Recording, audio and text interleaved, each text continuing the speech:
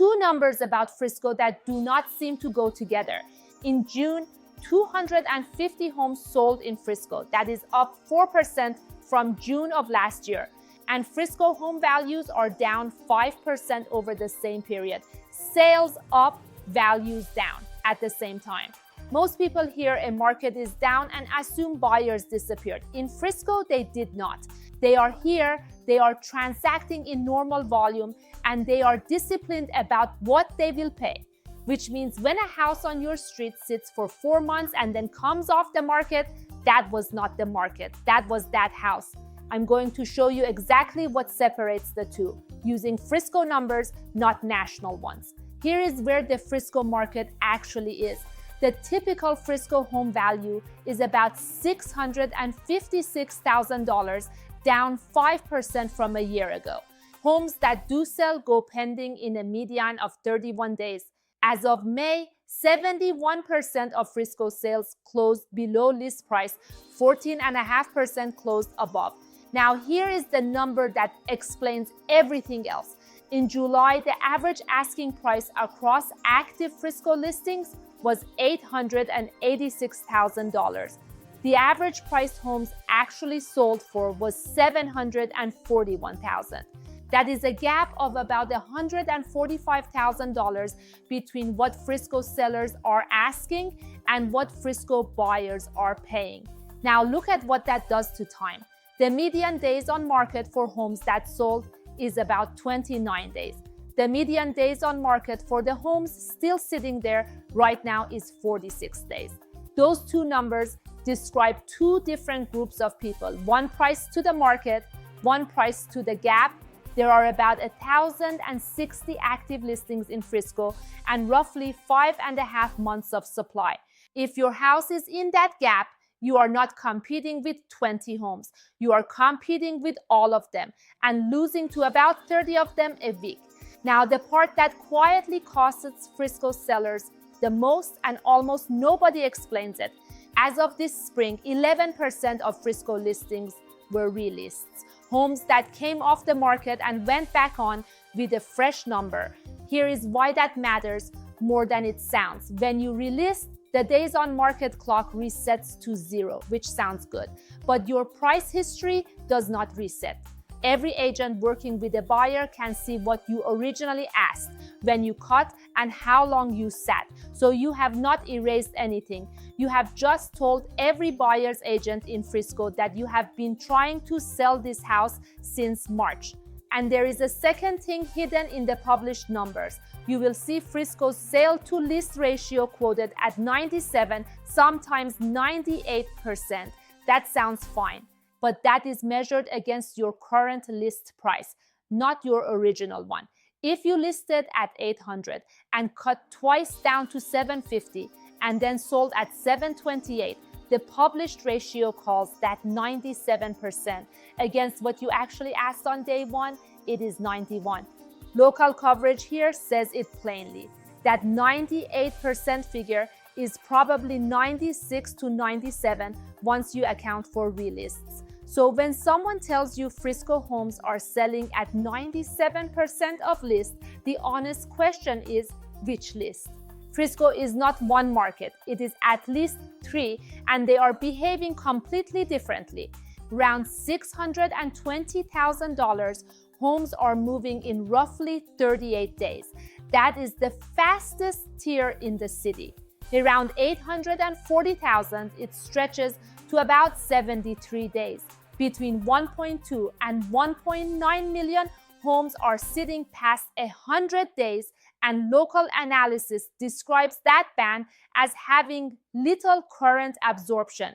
Look closer at the million-plus segment, 97 active listings, median asking price just under $1 million, median days on market 84, and 31% of them have already cut their price. Meanwhile, the demand pocket is clear and two separate sources agree on it. The largest group of buyers in Frisco is shopping between $400,000 and $700,000. In June, a majority of homes that sold in Frisco fell in that band. So the practical translation, if your house, lands in the 4 to 700 range and it presents well, you are in the strongest part of this market and you should expect to sell. If you are above $1 million, you are in the thinnest part, and the pricing decision is not a preference, it is the whole outcome.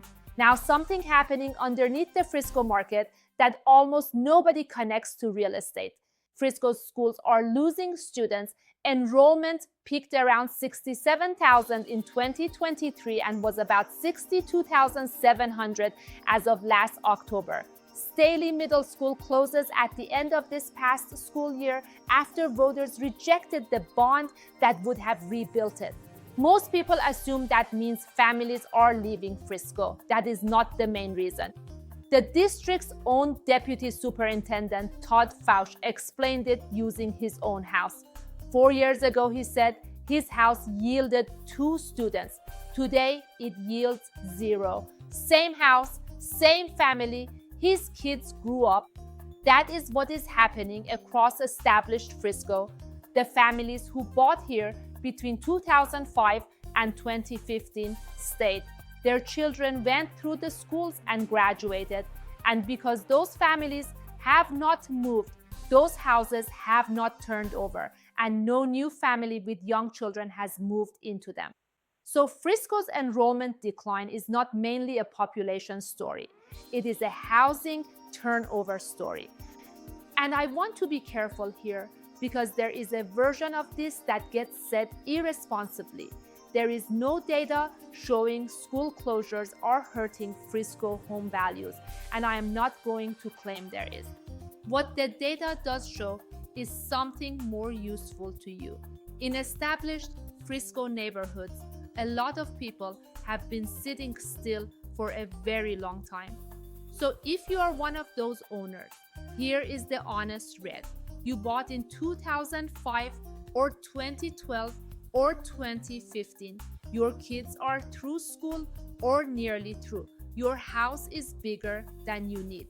And you have been telling yourself you will sell when the market comes back. 2 things about that. First, you are almost certainly sitting on very substantial equity even after this correction. A 5% decline of a value that has multiplied since 2012 is a rounding error on your position. You are not the person this correction is happening to. Second, the houses you would be competing against are mostly the ones that were built in the last 3 years. Yours has mature trees, an established street, and a lot the builders cannot replicate. That is a real advantage, and it is one of the few things in this market that has actually gotten scarcer. What is not true is that waiting is free. Every year you wait, another few hundred homes get built north of you, and the buyer pool for your specific house does not get any bigger. Now, should you rent it instead? And I'm going to give you the honest answer, even though it is not the one that pays me. The Frisco rental market is currently tighter than the Frisco sales market. Single-family rentals inside Frisco city limits have a median rent right around $2,990. Median time to lease is 28 days. They are closing at roughly 100% of asking and about 60% lease at or above the asking rent. Compare that to selling.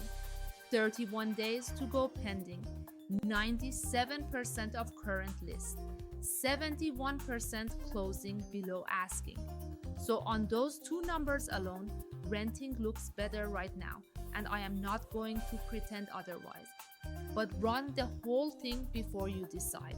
A DFW analysis this June specifically named newer Frisco and Plano suburbs as weaker rental markets because the home values here have outrun what the rents can support. Typical cash-on-cash return runs 3 to 5%, and single-family rentals here average about 1 vacant month a year. And the piece that changes the answer more than anything else, the moment it stops being your homestead, you lose the $140,000 school exemption and the 10% appraisal cap. For someone who has owned in Frisco since 2012, losing that cap is usually the biggest number on the page. So rent it if the math works. Just make sure the math includes that. So why did your neighbor's house not sell? Almost certainly not because buyers disappeared. 250 homes sold in Frisco last month, more than the same month last year. It was the gap, somewhere between an asking price built on 2022 and a buyer pool that is disciplined, informed, and comparing your house against a brand new one 4 miles north. If you want to know where your house actually sits in that picture, send me your address. I will pull what has genuinely sold on your street in the last 6 months, what is sitting right now, and why, and what your house realistically brings today, not as estimate, actual comps with the adjustments. No charge and no obligation to list with me. If the answer is that you should wait, I will tell you that, and I will tell you what would have to change. My contact is in the description. And in the comments, tell me your neighborhood in Frisco and roughly what your house is worth. And I will tell you which of the 3 markets you are actually in.